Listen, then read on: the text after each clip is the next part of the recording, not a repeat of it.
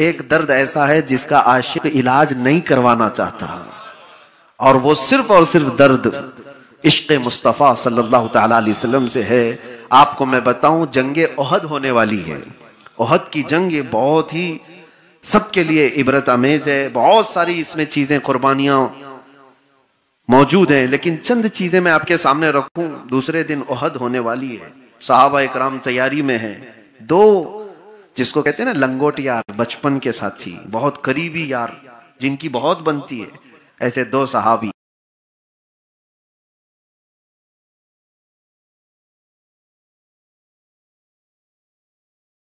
करके बैठते हैं और दोनों आपस में बहुत गहरे दोस्त थे और कहते हैं कि चलो हम दोनों दुआ करते हैं, कल क्या होने वाला है पता नहीं। पहले साद बिन अबी वक्कास कहते हैं मैं दुआ करूंगा तू आमीन कह, और अब्दुल्ला बिन जहश कहते हैं मैं दुआ करूंगा तू आमीन कह। दोनों लोग दुआ के लिए बैठते हैं। साद इब्न अबी वक्कास पहले हाथ उठाते हैं और कहते हैं ऐ रब्बे जुल जलाल, कल तेरे हबीब पाक सल्लल्लाहु अलैहि वसल्लम के साथ जब मैदान में उतरूं। डरता है, ये मैदान में आने वाली बात है, कोई क्रिकेट और फुटबॉल नहीं है। जान हथेली पर लेकर के आ रहा है, और तमन्ना तो देखो कैसी है, सबसे बड़ा कोई पहलवान मेरे मुकाबिल में आ जाए। और कहते हैं अल्लाह मेरी ये दुआ कबूल कर, कभी मैं उसे दाएं से मारूं, कभी बाएं से मारूं, कभी आगे से मारूं, कभी पीछे से मारूं, और उसके बाद उसको गिरा दूं और उसके सीने पर चढ़ करके रब अल्लाह तबारक व तआला की बड़ाई का ऐलान करूं, दीन इस्लाम का ऐलान करूं। ये दुआ, और अब्दुल्ला बिन जहश आमीन कह रहे थे। आमीन, दुआ इनकी हो गई। अब्दुल्ला कहते हैं अब मैं दुआ करता हूं तू आमीन कह। कहते हैं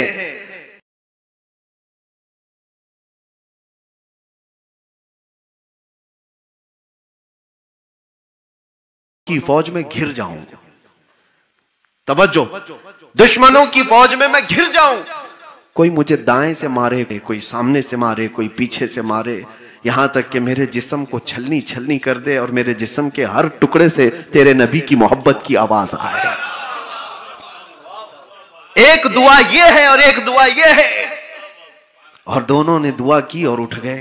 दूसरे दिन की बात बता रहा हूं, ओहद के मैदान में, और ओहद के मैदान में बड़ी बड़ी कुर्बानियां हैं। ये वही जंग है जिसमें हुजूर पाक सल्लल्लाहु अलैहि वसल्लम के दंदान मुबारक शहीद हुए। ये वही जंग है जिसमें अमीर हमजा का चबाया कलेजा देखा गया है। ये वही जंग है जिसमें अनस बिन नुज़ैर की सिवाय उंगली के कोई जिस्म ही नहीं मिला था। ये वही जंग है जिसमें साद इब्न रबी के जिस्म में 12 नेज़े मारे गए थे और पेट फाड़ करके आंतड़ियां निकाली गई थी। ये वही बहुत सख्त तरीन जंग थी, मुसलमानों के लिए बहुत ही आजमाइश का वक्त था। लेकिन ये जो दुआएं हुई थी, रावियाने हदीस को आप पढ़ोगे तो दोनों की दुआएं कबूल हुई, दोनों की।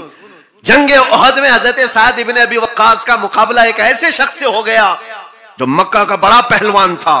भिड़ गए उसके साथ, सारे सहाबा देख रहे थे साद इब्न अबी वक्कास का मुकाबला बड़े पहलवान से है, लेकिन ऐसे मार रहे थे, कभी दाएं से, कभी बाएं से, कभी आगे से, कभी पीछे से। फिर वक्त आया कि उसको गिरा दिया और उनके हाथ में जो परचम था उसके सीने पे गाड़ दिया। इसी को हम कहते हैं, वो सहाबा का नारा था लब्बैक या रसूल अल्लाह। ताकत और कुव्वत अल्लाह की तरफ से है। लेकिन शाम हुई, जंग का पासा पलट गया था। जंग जो जीती हुई थी वो शिकस्त में बदल गई थी। कुफार और मुशरिकीन गालिब आ गए थे। 70 सहाबा की जाने गई थी।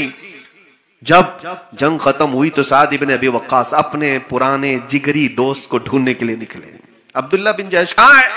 जो अपना गहरा यार होता है उसको बार बार आदमी ढूंढता भी, कहां है?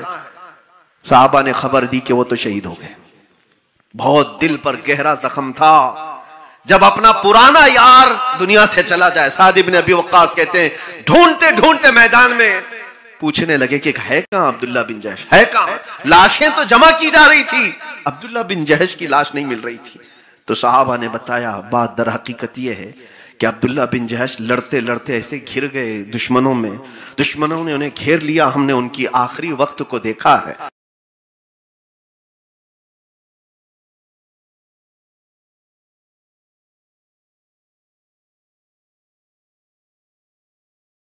और उनके जिस्मों के टुकड़े करके हार बना करके पहना है। उनके जिस्म के 80 टुकड़े के करीब कर दिए गए थे। आपके दिल पर यह बात लगी और अब्दुल्ला बिन जहश के जिस्म को जमा करके एक जगह रखा जा रहा था। अब सुनो मेरे बात अजीजों, अब्दुल्ला बिन जहश के जिस्म के पास पहुंचकर साद इब्न अबी वक्कास की आंखों में आंसू थे और फिर बारगाह रब्बुल इज्जत में हाथ उठाकर कहते, सबको गवाह बना करके, मैं और मेरा दोस्त कल की रात दुआ किए थे, वो रहमान वो परवरदिगार हमारी दोनों की दुआओं को कबूल किया। मेरा मुकाबला बड़े पहलवान से हुआ, मेरी ख्वाहिश थी, और मैं इसी तरह से उसको मारा जैसे मेरी ख्वाहिश थी। मेरे इस दोस्त की भी दुआ कबूल हुई, इसकी ख्वाहिश थी कि ये कुफार और मुशरिकीन और दुश्मनों में घिर जाए और फिर मारा जाए। लेकिन मेरे अजीजों, साद इब्न अबी वक्कास कहते हैं, मैंने तो दुश्मनाने रसूल को मारा, उसका मजा और है, मोहब्बत मुस्तफा में मर जाने का मजा कुछ और है। इसी को इकबाल ने कहा है, दो आलम से करती है बेगाना दिल को, अजब चीज है लज्जत आशनाई, अजब चीज है लज्जत आशनाई। उस नबी पाक की मोहब्बत ही एक ऐसी चीज है जो हर तकलीफ को दूर कर देती है। हमें मुसीबतों को जब भी सामना करना पड़े तो एक बात याद रखना, अगर तुम्हारा नबी पाक से रिश्ता है, उनके निसार कोई कैसे ही रंज में हो, उनके निसार कोई कैसे ही रंज में हो, जब याद आ गए हैं सब गम भुला दिए, जब याद आ गए हैं सब गम भुला दिए। मैं कल से भी बहुत झिझक महसूस कर रहा हूं कि इतनी बड़ी जुबान के सामने मैं जुबान खोलता हूं। जाहिर सी बात है कि क्या कहा जाए। आज एक ऐसी महफिल में मैं बैठा था, इतने दरीचे खोले हुजूर गाज़ी मिल्लत ने जिंदगी में, इतने दरीचे खोलते गए आबशार, बहुत सारे नुकात मुझे आज पहली मर्तबा सुनने को मिले हैं। इसलिए मैं अपनी गुफ्तगू को तवील नहीं करूंगा। जो खिताबत का शहंशाह है उस पर खिताबत नाज करती है और ये मैदान उनका ही है। और आज हम बतौर तालिब इल्म ही, अल्लाह ताला हमेशा ऐसे ही रखे बुजुर्गों की जूतियों में। लेकिन जो बात थी उसको मैं कंप्लीट करूं, जिस वक्त ही इशारा हो जाएगा ताजुल उलमा का किसी भी अंदाज से, वो इशारा देने में माहिर है। कल नूरानी और बिरयानी के बीच में जिस तरह से उन्होंने इशारे दिए थे, मुझे अंदाजा हो जाएगा, जैसे हुक्म होगा मैं फौरन अपनी गाड़ी को पीछे ले लूंगा। बात जज्बात की है मेरे अजीजों। आपको पता है कौन ऐसी औरत है दुनिया में जो तकलीफों पे वावेला नहीं मचाती? कौन है औरत? सब औरतों का एक मिजाज होता है, छोटी सी तकलीफ पे वो वावेला मचाती, लेकिन सिर्फ मदीने की औरतें कुछ और मिजाज रखती, कुछ और ही मिजाज है। औरतों की फितरत में है, छोटी सी छिपकली से डर जाती हैं, कॉकरोच देखकर डर जाती हैं, वो बहुत सारी हल्की सी मुसीबत पर भी बहुत तेज चिल्ला पुकार करती हैं। एक औरत खंसा, हुजूर पाक सल्लल्लाहु अलैहि वसल्लम के जमाने की एक औरत बड़ी शायरा थी, उसके भाई का इंतकाल हुआ था तो वो मरसिया लिखती थी। मरसिया जानते हैं? किसी की मौत पर शेर व शायरी करते थे अरब लोग और लोगों को रुलाते थे, मरसिया करते थे। तो वो मरसिया में इतनी माहिर थी कि 1.5 साल तक अरब लोग को रुलाती रही वो अपने भाई की मौत पर। नेचुरल डेथ थी, फिर भी भाई की मौत के गम के अशार लिख लिख करके इतना रुलाती थी कि चलते फिरते लोग वो अशार सुन के रोने लग जाते थे, इतनी माहिर औरत। लेकिन जानते हो वो दायरे इस्लाम में आई जब सहाबिया बनी, जंगे कादसिया के मौके पर अपने 4 जवान बेटों को लेकर हजरत उमर फारूक के पास आए, कहा ये सब अल्लाह की बारगाह में मैं भेज रही हूं, सबको कबूल करें। आपको पता है तारीख की सच्चाइयां बताती हैं, ये 4 जवान बेटों की मां इंतजार कर रही है, मेरे जवान बेटे हुजूर पाक की अजमत का परचम लहराने के लिए गए हैं। लेकिन सुए इत्तेफाक की खबरें जब आई तो खंसा के 4 बेटों की शहादत एक ही मैदान में हो गई। 4 बेटे जिस मां के इंतकाल कर जाए उसकी हालत क्या होना चाहिए? सारी जगह पर यह न्यूज फैली कि खंसा अपने एक भाई की मौत पर 1.5 साल तक अरब लोगों को रुला सकती है, अपने सगे बेटों की मौत पे पता नहीं क्या क्या अशार लिखने वाली, क्या क्या कहने वाली है। तो खंसा के पास लोगों के कुछ अरबी के अशार अपने बेटे की मौत पर, 4 बेटों की मौत पर लिखेगी। सब इंतजार में थे अरब की शायरा की जुबान खुले। लोग जब पूछने लगे खंसा अपने 4 बेटों की मैयत पर क्या कहती हो, खंसा अपने घर के अंदर से कहती है इन्ना लिल्लाहि व इन्ना इलैहि राजिऊन। इससे ज्यादा कुछ नहीं कहती, इससे ज्यादा कुछ नहीं कहती। कहा तू अपने मरे हुए भाई पर जितने अशार लिखे थे अरब पूरा रोता था, अपने जिगर गोशों की मौत पर तू कुछ नहीं कहना चाहती? खंसा का जवाब सुनो, कहते वो जमाने जाहिलियत की मौत थी जब मैं जाहिल थी, और मेरे बच्चे आज जो मरे हैं वो अज़मत मुस्तफा पर मरे हैं।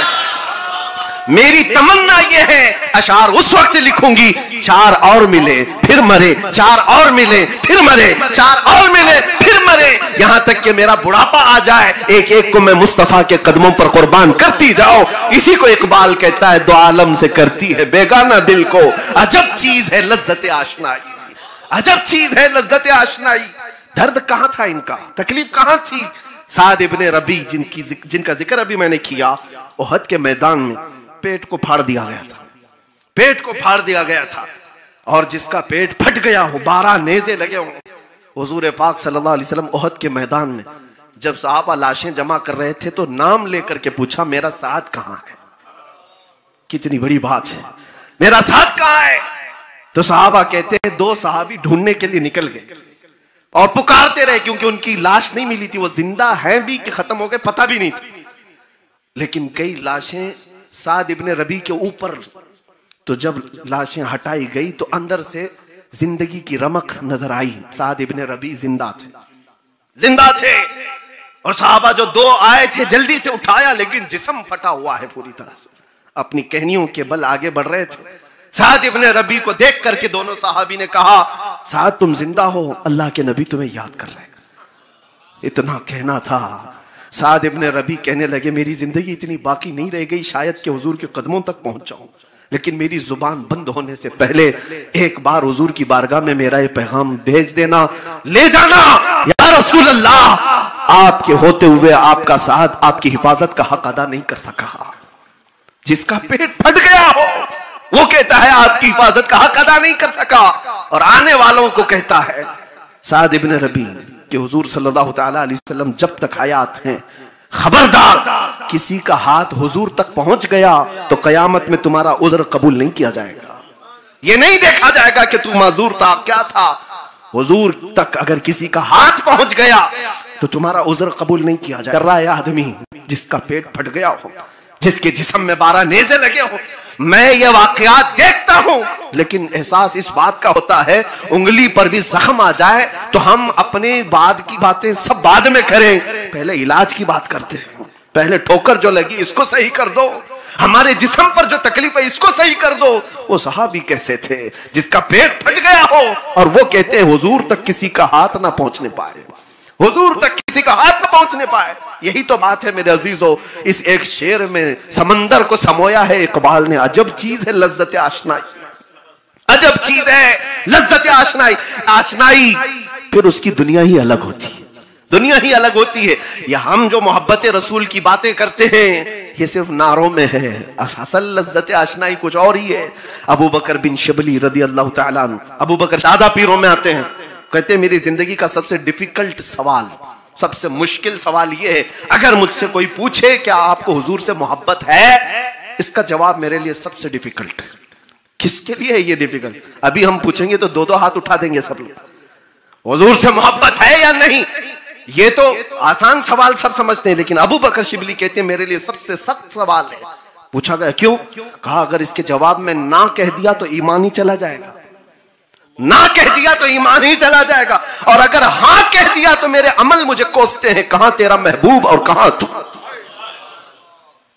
ये मेरे लिए मुश्किल मरहला है।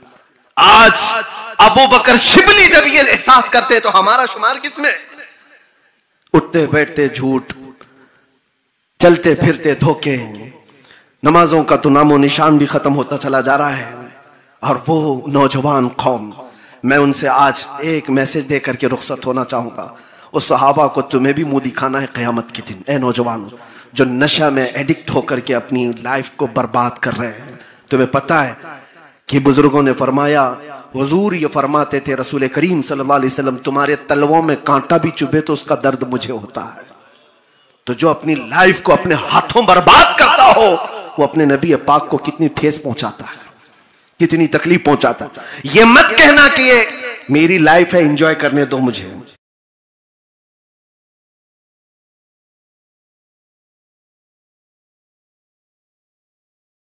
मेरी जवानी है, मुझे जहां खर्चा करना है करूंगा।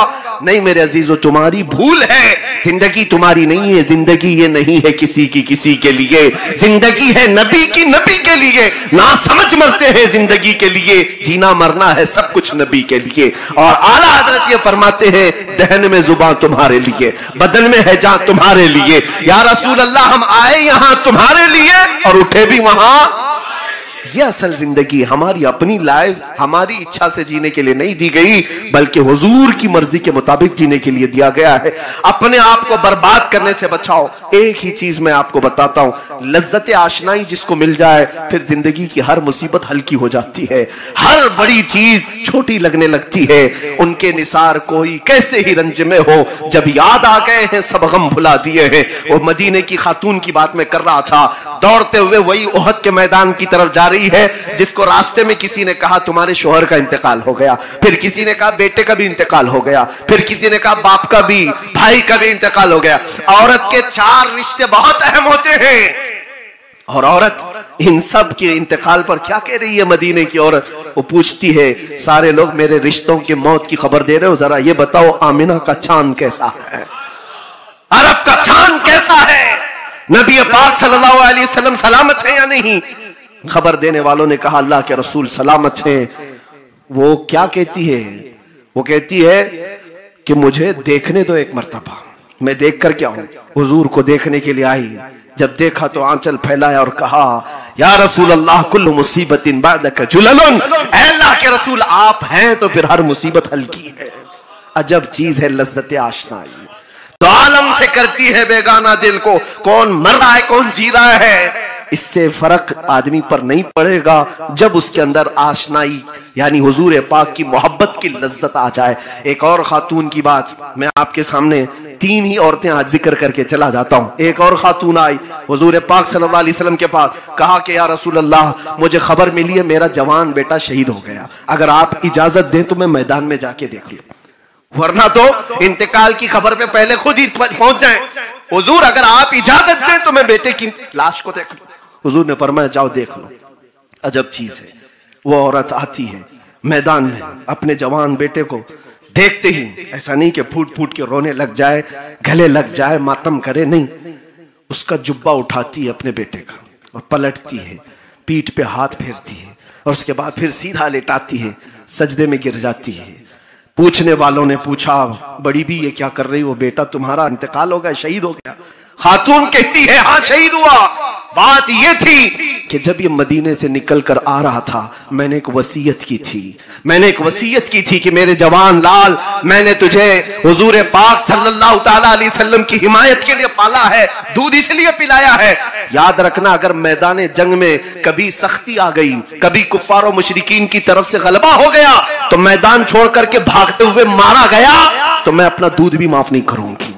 ये मैंने इसको आखिरी वसीयत की थी। और फिर मुझे खबर ये लग गई कि जंग के हालात सख्त हो गए थे, कई लोगों के पांव उखड़ गए थे। मैं डरी डरी सी मदीने से भागकर इसलिए आई कि कहीं मेरा बेटा भी भागने वालों में तो नहीं था, हुजूर को छोड़कर जाने वालों में तो नहीं था। मैं आकर अपने बेटे का जुब्बा उठाकर पीठ को इसलिए मलती हुई देख रही थी कि भागते हुए पीछे से इसको किसी ने तीर मार करके तो नहीं मारा है, लेकिन मैं सजदे में गिरकर खुदा का शुक्र अदा कर रही हूं कि मेरे बेटे के पीठ पर एक भी जख्म नहीं है, सारे जख्म सीने पर खा करके मरा।